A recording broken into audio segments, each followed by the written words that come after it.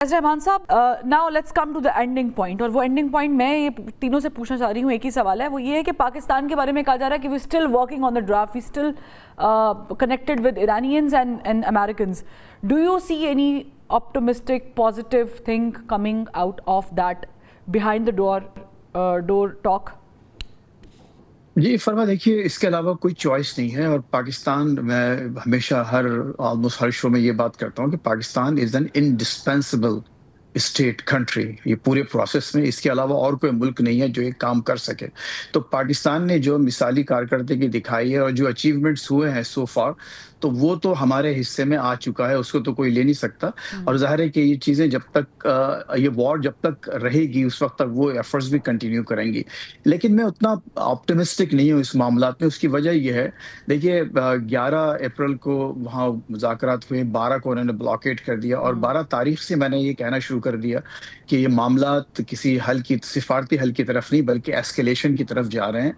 और उसकी वजह कुछ वाजे जो है फैक्ट्स ऑन द ग्राउंड जिसे कहा जाता है कि आपने दूसरे दिन ही वहाँ एक ब्लॉकेड लगा दिया, नाकाबंदी, इक्तिसादी नाकाबंदी, बहरी नाकाबंदी। देखिए नाकाबंदी को या ब्लॉकेड को it's an active act of war, यानी वो एक तरफ से सीज फायर करके आप एक और मजीद एक जंगी माहौल वहाँ आपने पैदा किया हुआ है। मैं अमेरिकन की बात कर रहा हूँ। तो जाहिर है कि उसकी मौजूदगी में आपको इस वक्त एस्केलेशन नजर आ रही है। फिर आज जो सुप्रीम लीडर ने जो मुश्तबा खामनाई साहब ने जो बयान जारी किया है, वो देखिए बहुत सख्त बयान है और वो अपनी शराइत पर मुस्तकिल अड़े हुए हैं। और उन्होंने एक जो अभी काजी साहब ने भी बात की, हमारे आमिर साहब ने वो बात की कि एक नए वर्ल्ड ऑर्डर की तो है ही है, उन्होंने एक नया रीजनल ऑर्डर भी बात की बात किया। जब फिर दूसरी बात ये उन्होंने कहा कि हम जो अपने पड़ोसी हैं उनका ख्याल रखेंगे। लेकिन अब जरूरी देखिए उनकी ये विश लिस्ट है। मैं आमिर साहब की बात से इत्तेफाक करता हूँ कि ठीक है, हम सदियों और हजार सालों की बात करते हैं कि हम 1000 साल बाद ये होंगे, लेकिन एट दिस मोमेंट ईरान के अवाम का बहुत बुरा हाल है। 1.8 मिलियन का $1 हो गया है, यानी 18 लाख रियाल $1। तो ये देखिए, ये जो अगेन जो रियलिटीज है, ग्राउंड रियलिटीज, उनको भी देखना चाहिए पॉलिसी मेकर्स को। यानी अमेरिका में के दोनों को समझने की कोशिश करनी चाहिए कि ईरान को अपनी कौम की तरक्की को लेकर मद्देनजर रखे और अमेरिका को भी अपनी आवाम को मद्देनजर रख के ये फरमा। देखिए अगर मैं एक जुमला ऐड करना चाहूँ, उसमें एक ये है कि देखिए ईरान का नुकसान जान माल इंफ्रास्ट्रक्चर सब कुछ तबाह। इनकी ये है कि थोड़ी सी इनकी एक अमेरिका का क्या है, weak economy for a few years maybe, एक 2 साल 3 साल बाद फिर ये लोग रिकवर करेंगे, क्योंकि यहाँ ज़ाहिर है बहुत बुनियादें बड़ी मजबूत है और बहुत दूर बैठे हैं। तो यही बिल्कुल जो आमिर साहब ने फरमाया, मैं उनसे बात से इत्तेफाक करता हूँ कि खुद अब इस वक्त ईरानी लीडरशिप को सोचना चाहिए कि आखिर क्या खून मुसलमान इतना अर्जा है बगौर इकबार के कि आप मतलब इतनी जाने, हजारों लाखों जाने गंवाने पर तैयार हैं। और यहाँ का सिर्फ एक अमेरिका का या वेस्ट का सिर्फ मामूली सा इकोनॉमिक एक थोड़ा सा नुकसान होगा जो कि रिकवर किया जा सकता है 2-3 साल में। वो जाने तो वापस नहीं आएंगी जो जिनको आप वापस बिल्कुल नहीं आएंगी। बट मैं माजरत चाहूंगी आमिर साहब की तरफ भी जाना है, यही सवाल है।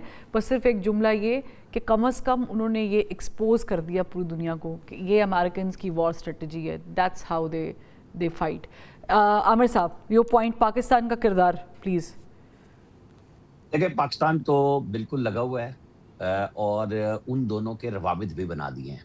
वो जो कहते हैं ना टेलीफोन आ जाए बात कर लें, वो जो ग्रुप्स बना दिए टेक्निकल एक्सपर्टीज के, वो सब कुछ इंटैक्ट है। लेकिन असल मसला है दोनों तरफ से जिद का कि सदर ट्रंप को अपने वोटरों के लिए विन विन पोजीशन चाहिए और यही बात ईरानी क़यादत के लिए चाहिए कि वो अपने वो भी फिर गए, ये भी फिर गए। क्या अब वो हर मतलब खुद वहाँ पे फतवा मौजूद था कि जी नहीं बनाने एटमी हथियार, और आज जो कुछ तय किया था ज़ाहिर है फिर जा रहे। तो देखे ना, हमारी गुफ्तगू में कहीं ये नहीं हम कह रहे कि इसराइल और अमेरिका ने अच्छा काम किया है, उन्होंने जारियत की है, बर्बरियत की है, इस पर कोई उसकी मजम्मत के अलावा कोई गुफ्तगू नहीं है। लेकिन अब जब लड़ाई हो चुकी हुई है और बातचीत का रास्ता बन गया हुआ है, तो फिर दोनों को हौसला करना चाहिए। और पाकिस्तान वो वाहिद था जिसके, और पाकिस्तान ने ये नहीं किया कि मैं सिर्फ अकेला कर रहा हूँ। वो बीजिंग को लेके, रियाज को लेके, दोहा को, तुर्की, मिस्र, सबको साथ लेके एक आवाज बना कि सब लोग हमारे साथ हम आंग हुए। और मॉस्को ने भी हमें वो नहीं किया कि जी आप अकेले चले हुए हैं, नहीं। लेकिन हम वो जो ग्राउंड हमने बना के दिया था ना, اب میرا خیال ہے دونوں کو اسی پہ آنا چاہیے. بالکل درست بات ہے کہ فیض رحمان صاحب جو کہہ رہے تھے کہ امریکہ کی اکانومی مضبوط ہے اور ان کو براہ راست ذکر بھی نہیں پہنچی اس سے نا. اسرائیل پہ تو چلے 2-4 آپ نے میزائل پھینک لی ہے, ٹھیک ہے, لیکن ایکچولی تو اب یہ نہ ہو, مطلب یہ جو کشتیاں موجود ہیں نا ہرمز میں, اگر کچھ ایسی گڑبڑ ہوئی تو ایران ان سب کے اوپر جائے گا اور پھر آپ دیکھیں پھر کیا ہوگا. دنیا بھر کے جہاز ہیں. ٹھیک ہے, آئی گیٹ یور پوائنٹ. یعنی آپ کہنا چاہ رہے ہیں, میں معذرت چاہوں گی اس پہ لے سکیں رائے سید قائد صاحب کی, لیکن وہ یہ ہے کہ پچ تیار کر دی ہے, دونوں کو اپنی وکٹس اسی پچ پہ لگانی جو پاکستان نے تیار کی ہیں, ادروائز یہ اکھاڑ کے لے گئے تو پھر پتہ نہیں دوبارہ گراؤنڈ ملے گی کہ نہیں ملے گی.